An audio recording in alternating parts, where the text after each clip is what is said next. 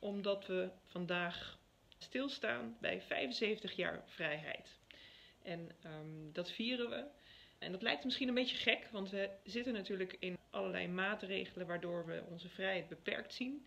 En toch is er nog heel erg veel over waar hard voor is gestreden. Nós assim com liberdade é valor que nós recordar AUE para nascer foi sostém.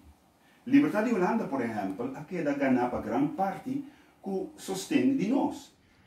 Então, você tem a liberdade, cada ser humano tem a liberdade para poder desenvolver o dom e o talento que Deus deu. Pero, ora nós está dando conteúdo, dando energia na liberdade e nós precisamos ser de tal forma que minha liberdade está respeitada por liberdade. Para junto, nós buscamos a balança. Mas coisas bem compara com coach. Porque tu não é melhor comida que no mundo todo dia. Pero dia poder descuidar lá que coach abrir e mesmo para aqui que tá segundo estava a estimar uma chá, tá bula vai legal. Você estima sua liberdade muito mais que estima a comida. Liberdade é algo de respeito.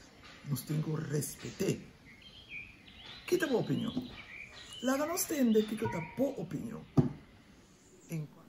Você legal que pergunta que a liberdade significa para abo e muito especialmente no tempo difícil aqui.